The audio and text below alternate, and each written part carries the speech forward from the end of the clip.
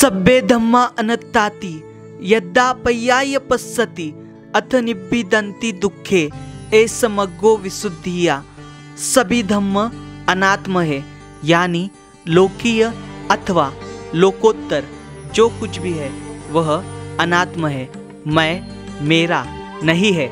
इस सच्चाई को जो कोई विपश्यना प्रज्ञा से देख जान लेता है तब उसको सभी दुखों से निर्वेद प्राप्त होता है, अर्थात दुख के क्षेत्र के प्रति भक्तोभाव टूट जाता है। ऐसा यह विशुद्धि यानी विमुक्ति का मार्ग है।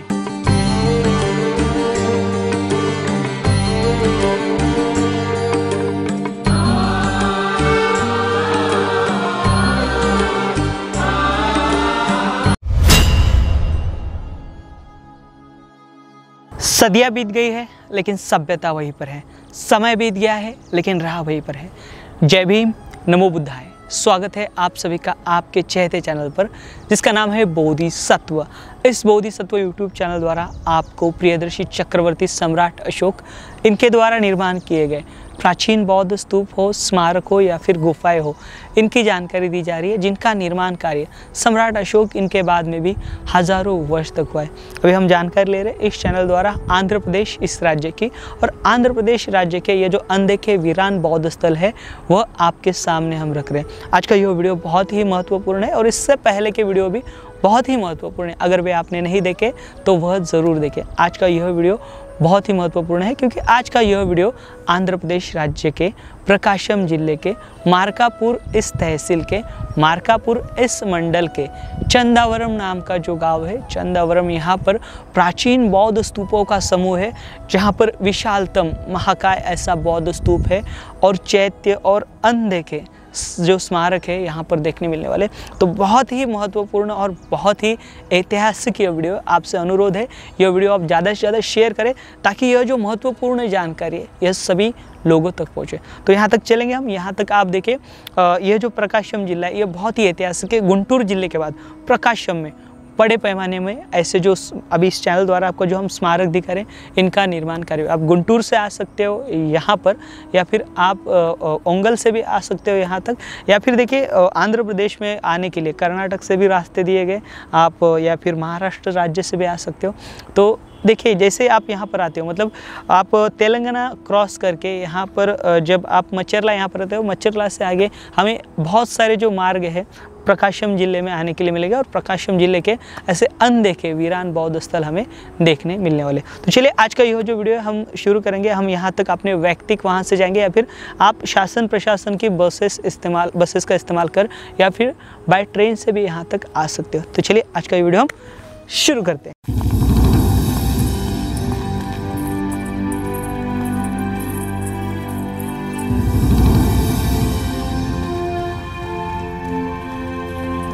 चंदावरम यह प्राचीन बौद्ध स्थल विनुगोंडा से 50 किलोमीटर की दूरी पर और मार्कापुर से 35 किलोमीटर की दूरी पर स्थित है। यहाँ के बौद्ध स्तूप एवं स्मारक ईसा पूर्व दूसरी सदी से लेकर ईस्वी दूसरी सदी तक निर्माण किए गए हैं। यह क्षेत्र बौद्ध धर्म का एक सक्रिय ऐसा केंद्र रहा था। उस समय पर यहाँ पर बड़े पैमाने में मानवी बस्ती रहा करती थी। सन 1964 से लेकर अब तक यहाँ पर 4 बार उत्खनन कार्य किया गया है। देश में मौर्य राजवंश के बाद बौद्ध धर्म की कमान सातवाहन राजवंश ने अपने हाथ में ली थी। सातवाहन, जिन्हें आंध्रप कहा जाता है, जो मूल रूप से दक्षिण से थे, ऐसे कहा जाता है। सातवाहनों की राजधानी महाराष्ट्र का प्रतिष्ठान यानी आज की पैठन थी। चंदावरम यहाँ पर जो स्तूप और स्मारक स्थित है इनका निर्माण कार्य इन्हीं सातवाहनों द्वारा किया गया था।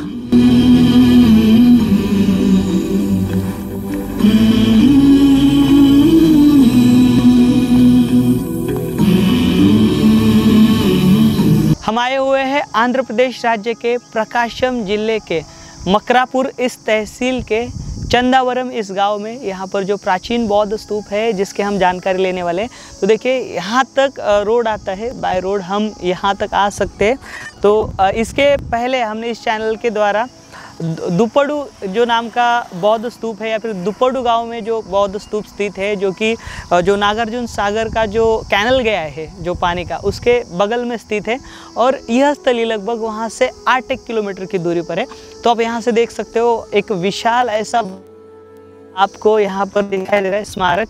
यहाँ तो देखिए यहाँ पर भारतीय पुरातन विभाग का जो ऑफिस है, शायद से आगे यहाँ पर भारतीय पुरातन विभाग का एक ऑफिस बनाया गया है। लेकिन अभी देखिए इस प्रकार से ये जो क्षेत्र है यहाँ पर बाउंड्री मार के इस क्षेत्र का भारतीय पुरातन विभाग द्वारा यहाँ पर वह किया गया है। और ये जो साइट है देखिए इस प्रकार से यहाँ पर ये साइट अभी खुली है लोगों के लिए, लोग यहाँ पर आ सकते हैं, देख सकते हैं।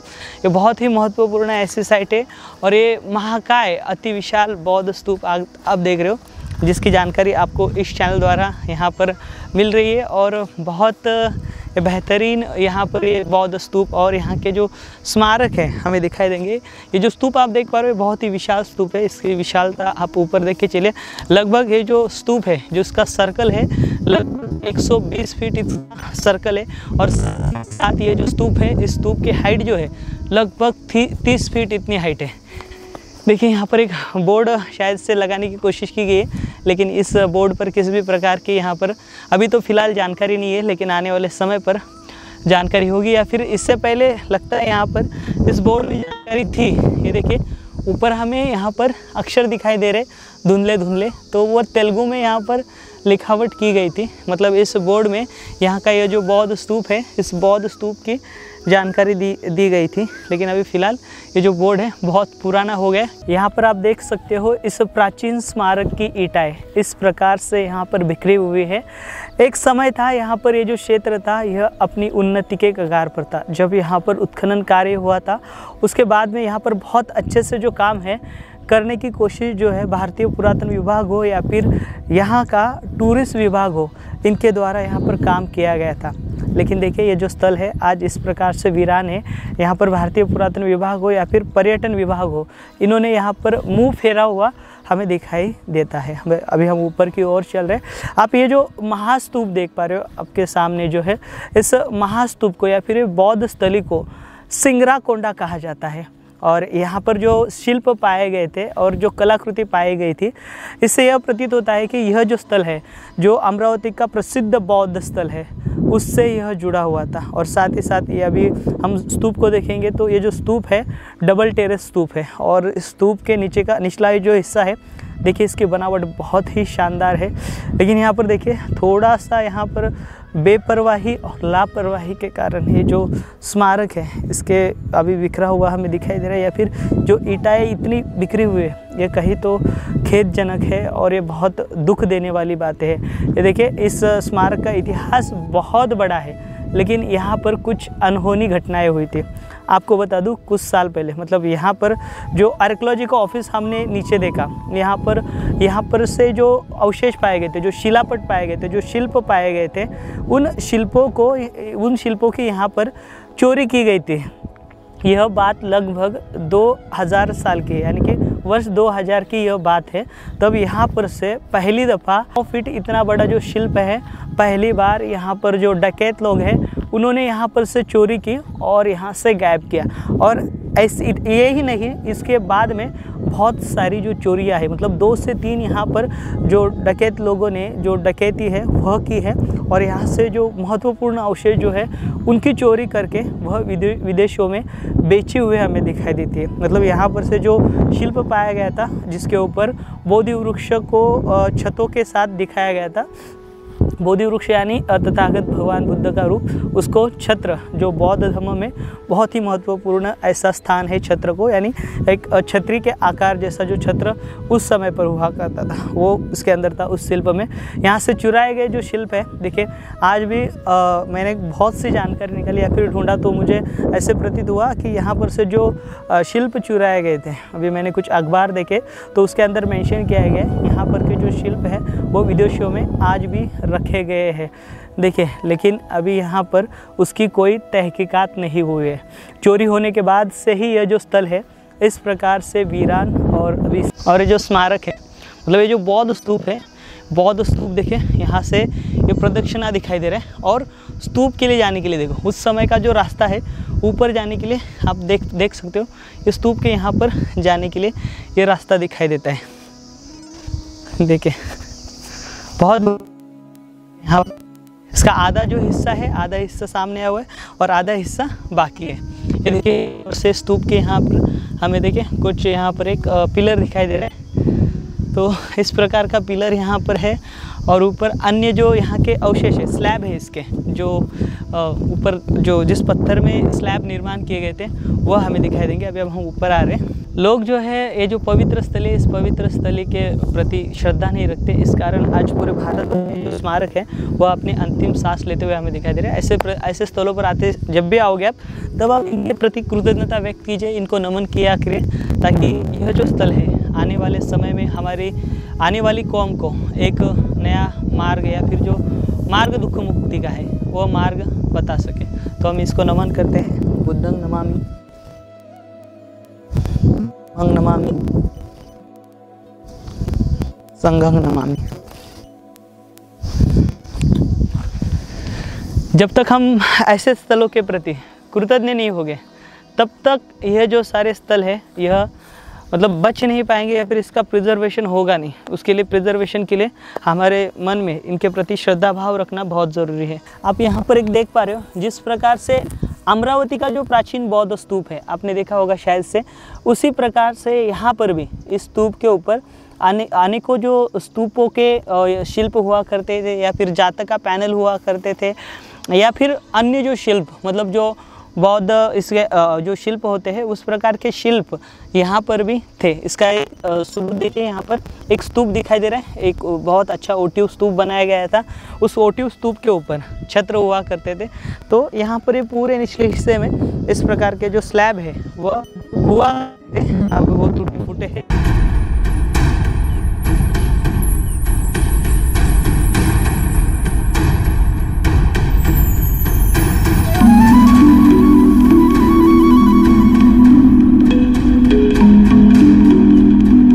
प्राचीन काल से जम्बूद्वीप में नागों को बौद्ध धर्म के संरक्षक के तौर पर दिखाया गया है, क्योंकि यह नाग बुद्ध परंपरा से और बुद्ध धर्म से आकर्षित थे। इस कारण हमें जहाँ पर भी बौद्ध स्तूप हो या फिर बौद्ध स्मारक हो वहाँ पर हमें यह नाग दिखाई देते हैं। यहाँ पर भी जो शिल्प पाए गए हैं उनमें नागों को स्तूपों की रक्षा करते समय दिखाया गया है। यहाँ से सातवाहन कालीन सिक्के बरामद किए गए थे, जिस पर सिरियाना और रानोश्री सातकनिसा यह अक्षर अंकित किए गए थे। इस बौद्ध स्थली से 10 से 15 किलोमीटर की दूरी पर तिरुपुरंथकम नामक मंदिर, जो यहाँ का प्रसिद्ध मंदिर है, यहाँ पर एक स्तंभ पाया गया था जिस पर लेख लिखे गए थे।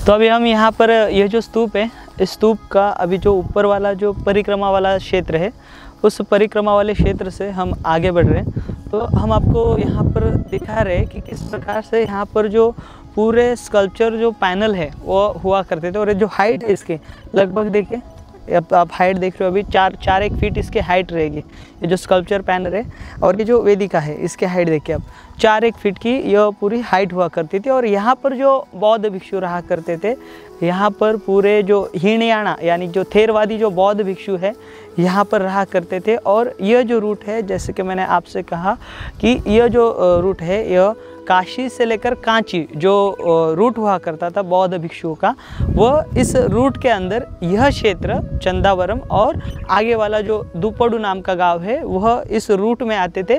और यहाँ पर जो बौद्ध भिक्षु अमूमन ठहरा करते थे और ये उनके ठहरने की उस समय की स्थली थी। और साथ ही साथ यह एक पवित्र और एक वंदनीय ऐसा बौद्ध स्तूप था, जो कि बहुत ही ये बनाते समय कारागिरों ने या फिर जिन्होंने इसके लिए दान दिया है तो बहुत ही श्रद्धापूर्वक यहाँ पर उन्होंने दान दिया, और यहाँ पर बहुत ही श्रद्धापूर्वक ऐसे यहाँ पर यह स्कल्पचर जो है वो बनाए गए थे।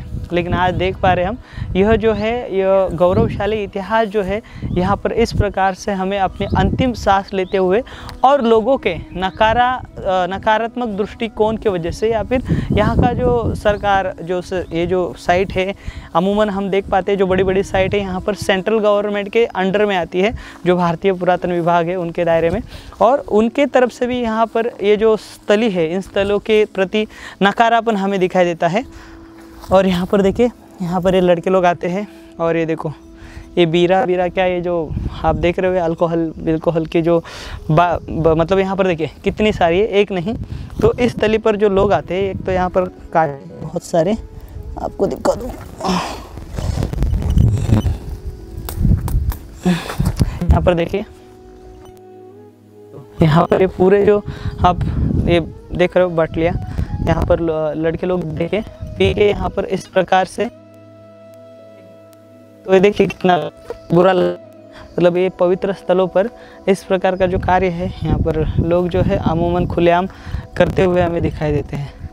हम इसे समेट लेंगे और जाते समय अपने साथ में लेकर हम इसे नीचे फेंकने का प्रयास करेंगे। आइए आगे।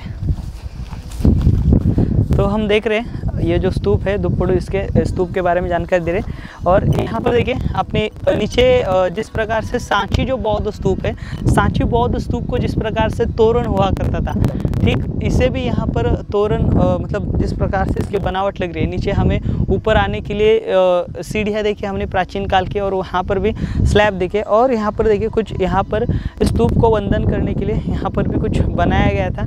और ये देखिए यहाँ पर ये स्लैब देख सकते हो, ये यहाँ से बिखरे पड़े हुए ये सारे स्लैब आपको दिखाई दे रहे। आइए हम ऊपर चलेंगे, स्तूप को देखेंगे, स्तूप की भी जानकारी लेंगे। यहाँ से ऊपरी हिस्से में जाने के लिए रास्ता दिया गया और इसकी जानकारी लेंगे। आइए, ये पूरा स्मारक है, बहुत बड़ा स्मारक है, और यहाँ पर देखिए हज़ारों की संख्या में यहाँ पर बौद्ध भिक्षु प्राचीन काल में ठहरा करते थे। ये देखिए किस प्रकार से स्मारक बनाया गया होगा, या फिर इस स्मारक की नींव रखते समय मतलब वो जो कारागिर हो गए वो लोग ने किस बात को, आप सोच सकते हो।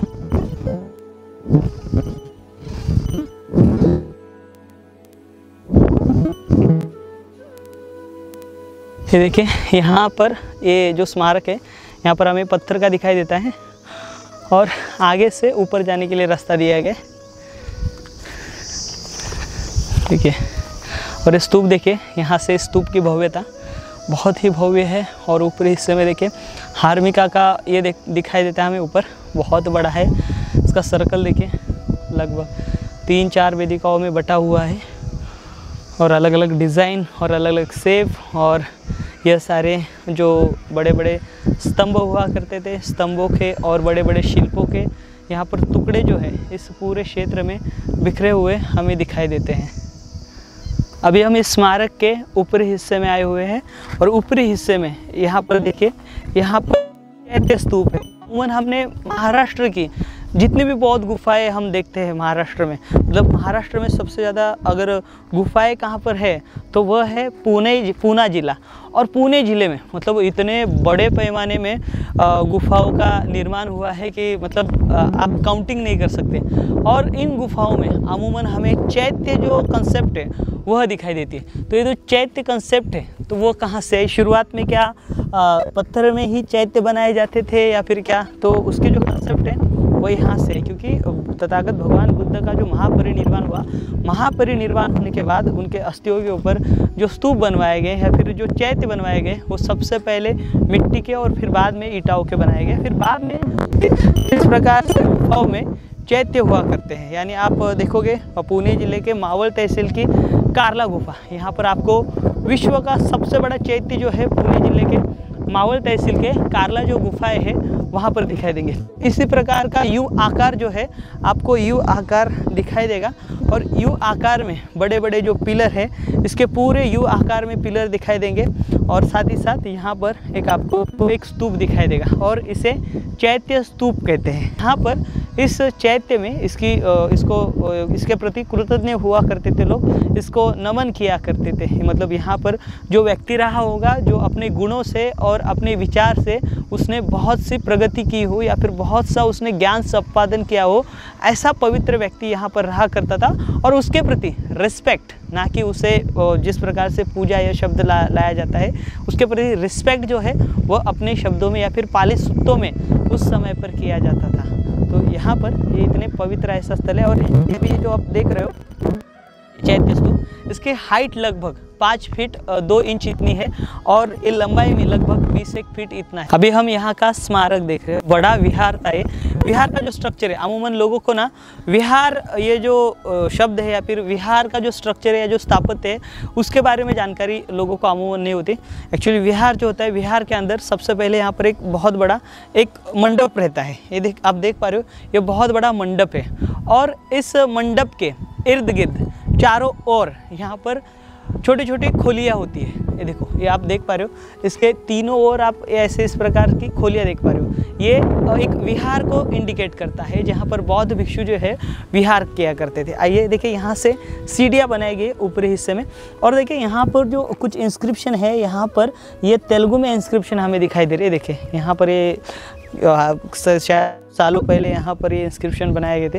ये देखिए यहाँ पर आप देख पा रहे हो, ये जो खोलिया आपको दिखाई दे रही है, ये जो खोलिया है यह विहार को इंडिकेट करती है, ये विहार को प्रमाणित करती है कि यह प्राचीन काल में बहुत बड़ा विहार हुआ करता था। जो चैत्य है, चैत्य स्तूप है, चैत्य बगल में यह विहार आपको दिखाई दे रहा है। देखिए बहुत बड़ा है, लगभग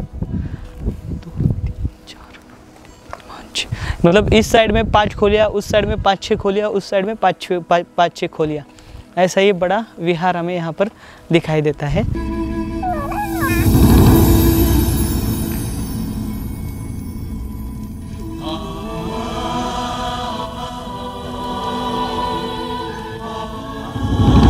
अंधेरी रात में प्रज्वलित अग्नि के समान तथागतों की इस प्रज्ञा को देखो, वे आलोक देने वाली है, ज्ञान चक्षु देने वाली है, आने वालों की शंकाओं को दूर करने वाली है।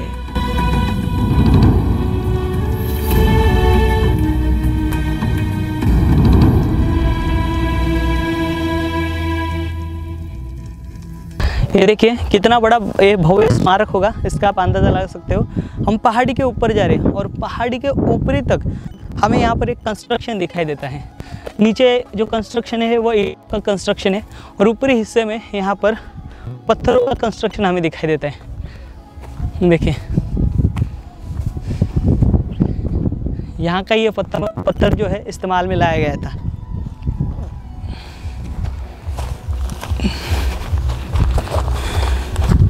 ऊपरी हिस्से में भी यहाँ पर आप ईंटों और पत्थर का स्मारक देख रहे हो।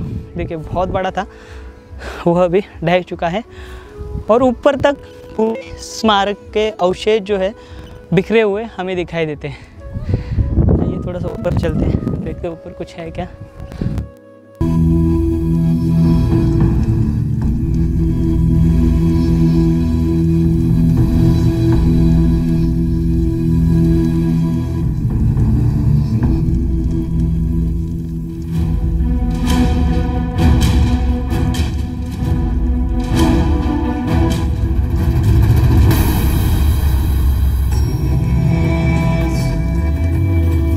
देखिए अभी ये जो बौद्ध स्थल है, इस बौद्ध स्थली का हमने पूरा मुआयजा किया है और इस पूरे बौद्ध स्थली में यहाँ पर ये पूरे पहाड़ी में स्मारक ही स्मारक बिखरे हुए हैं और यहाँ पर कितने बड़े पैमाने में बौद्ध भिक्षु रहा करते थे इसका अंदाज़ा हम लगा सकते हैं। और साथ ही साथ इस क्षेत्र के आप ड्रोन फुटेज देखिए, हम आपको इस वीडियो के ज़रिए यहाँ पर ड्रोन फुटेज भी दिखाने की कोशिश कर रहे हैं इस स्थली की।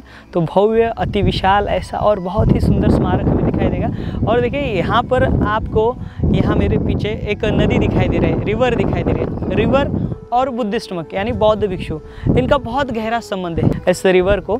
और अमूमन ऐसे जो स्थल है यहाँ पर रिवर पॉइंट पर ही रहते हैं, या फिर जहाँ पर नदी है नदी के तट पर ही, या फिर कुछ पानी का ऐसा हिस्सा हो वहीं पर ये ऐसे जो स्मारक है वह निर्माण किए जाते थे। क्योंकि पानी का इस्तेमाल एक तो यहाँ पर मतलब एक तो यहाँ पर जो बौद्ध भिक्षु रहते थे उन्हें पीने के लिए और इस्तेमाल लाने के लिए बहुत पानी की बहुत ज़रूरत हुआ करते थे।